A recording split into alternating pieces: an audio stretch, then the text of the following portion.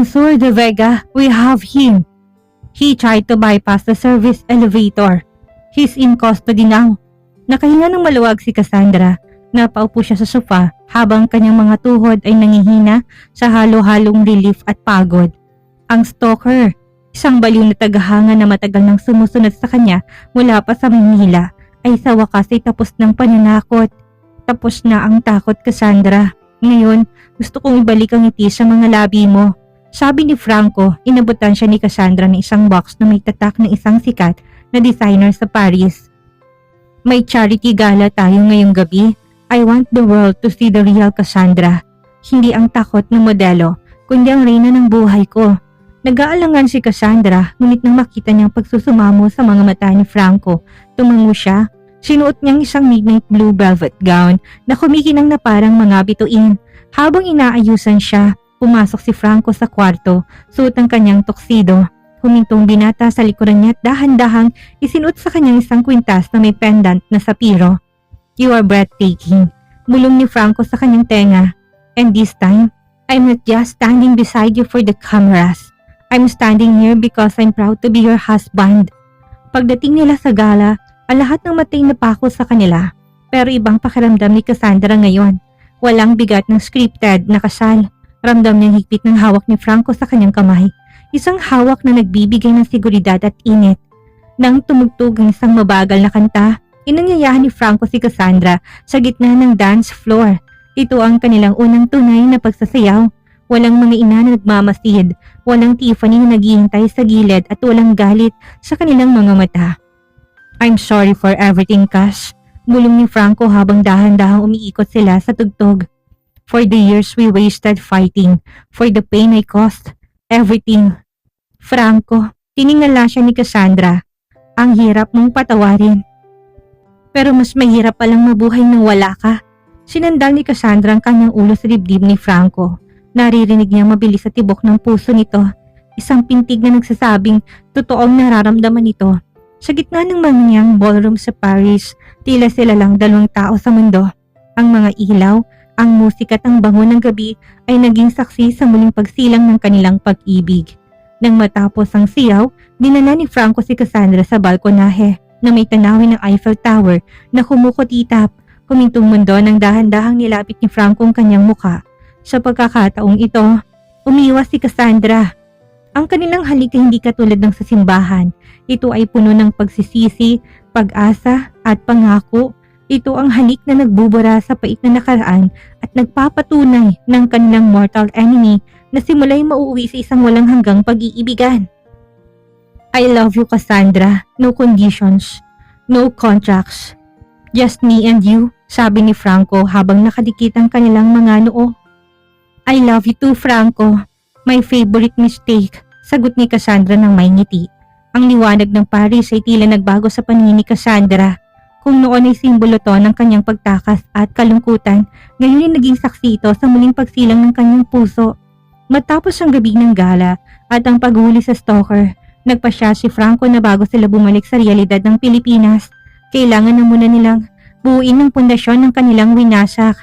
Hindi tayo uuwi hanggat hindi natin nararamdaman na tayo ay tunay na mag-asawa, bulong ni Franco habang nakahiga sila sa malambot na kama ng kanilang suite. Pinapanood ang pagsikat ng araw sa likod ng Eiffel Tower. Sa loob ng isang linggo, tinalikuran ni Franco at Cassandra ang mundo. Pinatay nila ang kanilang mga telepono. Walang business meetings para kay Franco at walang photoshoots para kay Cassandra. Naglakbay sila patungo sa French Riviera, sa isang maliit at tagong villa sa St. Tropez na nakaharap sa asul na dagat ng Mediterranean. Dito, naranasan nilang true honeymoon na ninakaw sa kanila ng puot. Walang mga kamera, walang mga magulang na nagmamasid at higit sa lahat, walang anino ni Tiffany. Alam mo, Cash, panimula ni Franco habang naglalakad sila sa dalampasigan, magkahawak kamay sa ilalim ng dapit hapon. Noong bata tayo, palagi kitang inaaway dahil natatakot ako na kapag naging mabait ako sa'yo, malalaman mo kung gaano kita kagusto. I built the wall of hate to hide my love. Ngumiti si Cassandra, isang ngiting umabot sa kanyang mga mata. And I played along. Akala ko kapag mas matalas ang dila ko, hindi mo mapapansin na ikaw lang ang lalaking tinitingnan ko. We were both fools, Franco. Huminto sila sa paglalakad at hinarap si Franco si Cassandra. Sa ilalim ng kulay kahel na langit, dahan-dahan niyang hinaplos ang pisngi ng asawa.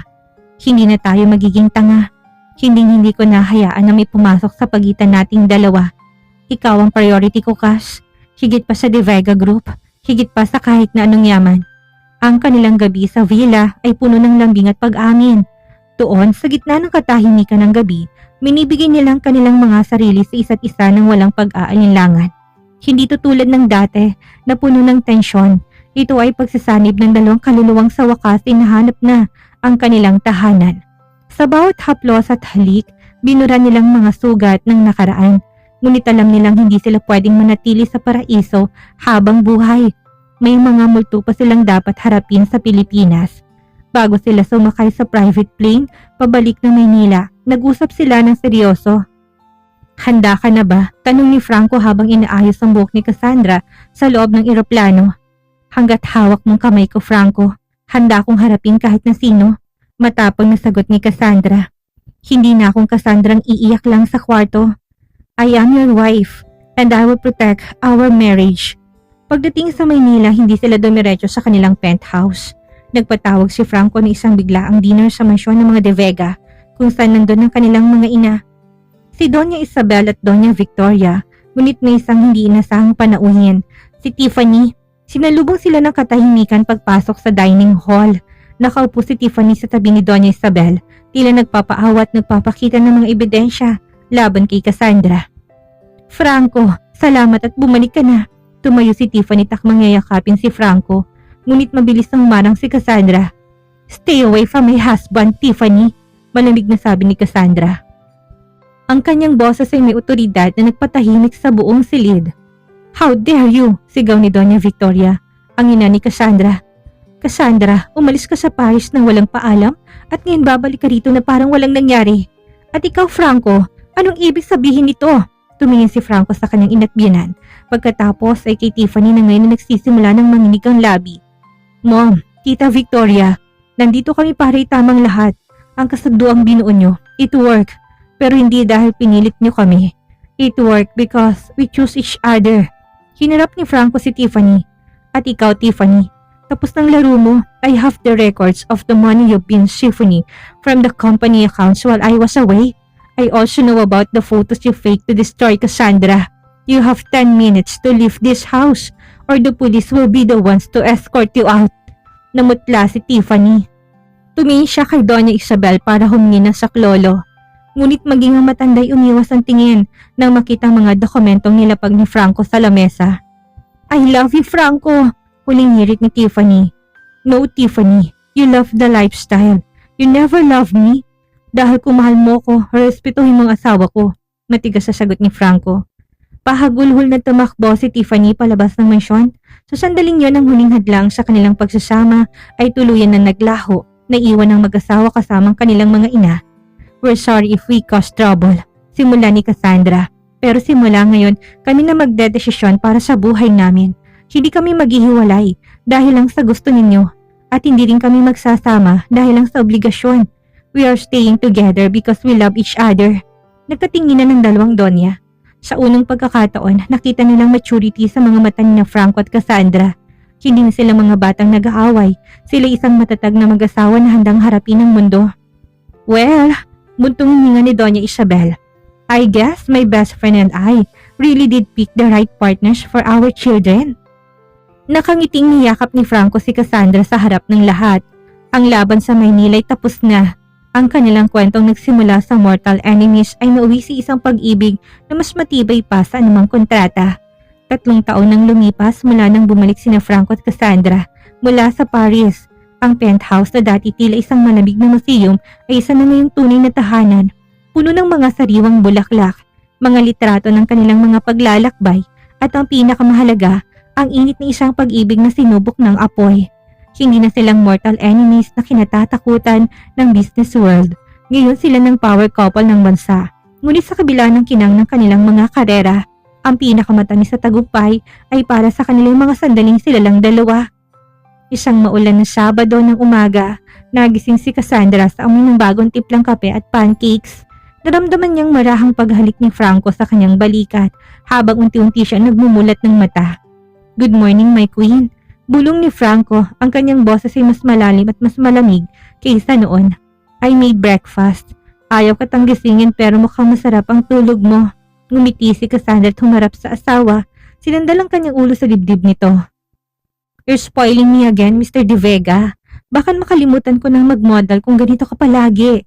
"Then don't," biro ni Franco habang hinahaplos sa mahabang buhok ni Cassandra. "I can afford to hire the world's most beautiful model just to stay in my bed all day." Nagtawanan silang dalawa. Ang bawat hawak at tingin na puno ang kuryente, hindi nawawala, kundi lalo pang tumitindi sa paglipas ng panahon. Wala na mga pader, wala nang mga lihim. Ang tanging natitira ay ang 2 taong natutong magpatawad at mamahal ng buo. Nitong mga nakaraang linggo, napansin ni Franco na madaling mapagod si Cassandra. Madalas din itong mahilo at naghahanap ng mga pagkain dati hindi naman ito gusto. Isang gabi, habang naghahanda sila para sa isang anniversary dinner, nakita ni Franco si Cassandra nakatitig sa salamin. Hawak isang maliit na puting stick. Dahan-dahang lumapit si Franco, ang kanyang puso'y nagsisimulang tumibok ng mabilis. "Cass, is that?" Humarap si Cassandra sa kanya, ang kanyang mga matay nangingilid ang luha. Hindi ng sakit kundi ng wagas na kagalakan. "Franco, we're having a baby." Nanigas si Franco sa kanyang kinatatayuan. Ang corporate titan na kanyang magpasunod ng libo-libong empleyado ay tila nawalan ng lakas ng loob. Dahan-dahan niyang kinuha ang test kit. 2 red lines. "Oh God, Cassandra." Lumuhod si Franco sa harap ng asawa at dahan-dahang nilapit ang kanyang mukha sa tiyan nito. "Thank you. Thank you for giving me this. Hindi ko akalain na magiging ganito tayo kasaya. It's our little miracle, Franco." Bulong ni Cassandra habang sinusuklay ang buhok ng asawa. "The fruit of our beautiful mistake." Ang pagdadalang tao ni Cassandra ay lalong nagpatibay sa kanilang relasyon. Kung dati maalaga na si Franco, ngayon ay tila hindi na ito gustong lumayo sa tabi ng asawa. Kinansel niya ang lahat ng international trips at nagpatayo ng nursery room sa loob mismo ng kanyang opisina para lang makasama niyang mag-ina niya sa lahat ng oras. Isang gabi habang nakaupo sila sa garden ng kanilang bagong mansyon, pinapanood ang mga bituin, hinawakan ni Franco ang kamay ni Cassandra. "Alam mo, Cass, nung pinili tayo ng mga nanay natin na magpakasal, akala ko katapusan na ng mundo ko." Panimula ni Franco. "I hated you because I was too blind to see that you were the only one who could truly complete me." "I hated you too, Franco." Pag-amin ni Cassandra. "Dahil natatakot akong aminin na kahit na anong gawin ko, ikaw pa rin ang hinahanap ko. But look at us now. We're about to have a family. I promise you, Cassandra." Seryosong sabi ni Franco habang hinahalikan ng noo ng asawa. "I will be the father I never had. I will protect you and our child with everything I have." Hindi ko nahayaan na may pumatak ng luhang lungkot sa mga mata mo. 9 na buwan nang lumipas, isang malusog na sanggol na lalaki ang isinilang, si Francis Alexander De Vega. Ang batim ng mga mata ni Cassandra at ang matikas sa panga ni Franco. Sa loob ng ospital, habang nakapaligid ang kanilang mga pamilya, binuhat ni Franco ang kanyang anak at nilapit kay Cassandra. "He's perfect, Cass. Just like you. He's a De Vega." Tawa ni Cassandra. "Sana lang hindi kasing sungit mo ng bata tayo."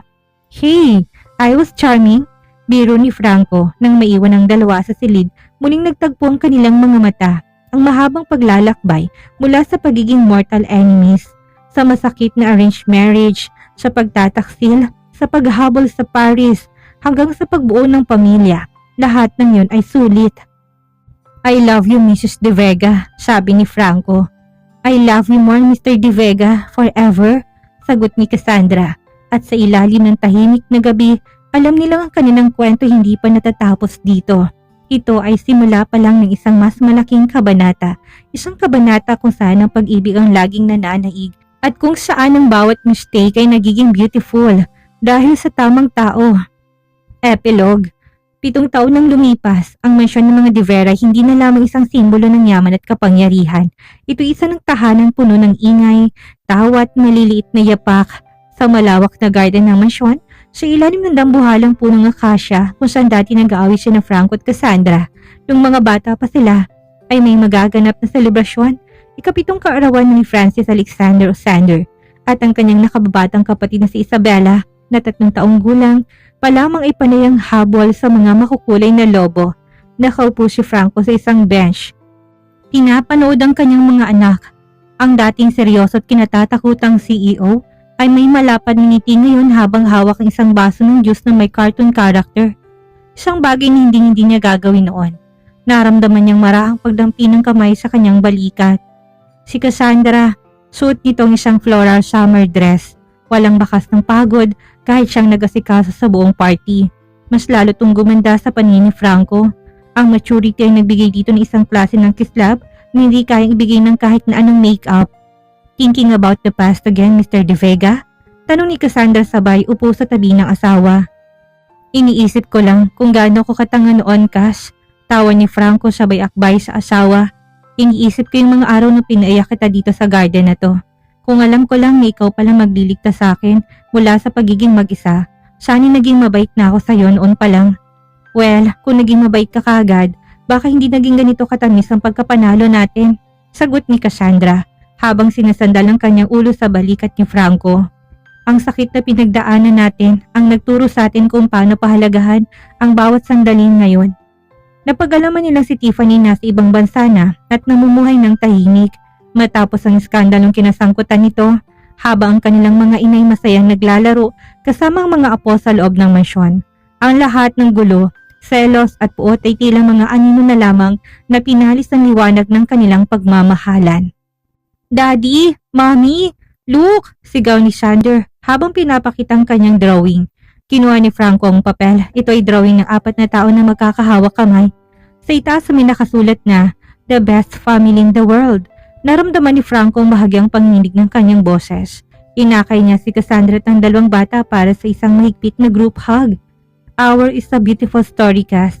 A beautiful mistake turned into a lifetime of blessings. Nang lumubog ang araw, habang mga bisita nagsisimula ng umalis, naiwan ang mag-asawa sa ilalim ng mga bituin. I have a surprise for you. Bulong ni Franco, nilabas ng isang maliit na box. Pagbukas ni Cassandra, nakita niya isang bagong singsing. Isang eternity band na may nakaukit na "Against all odds." I want to renew my vows to you, Cassandra.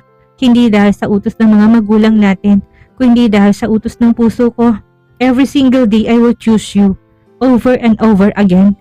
Hinalikan ni Cassandra si Franco na may malalim at katapatan. And I will always be your mortal enemy. Embed sa asaran at sa pag-ibig. I love you, Franco. Ang hangin sa Maynila ay tila sumasabay sa kanilang ligaya.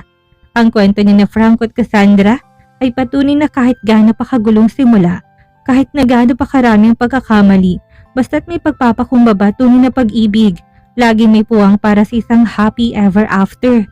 Dito na po nagtatapos ang kwento ni na Franco at Cassandra. Samahan niyo po muli ako sa panibagong kwento na ibabahagi ko sa inyo. Marami pong salamat and God bless everyone.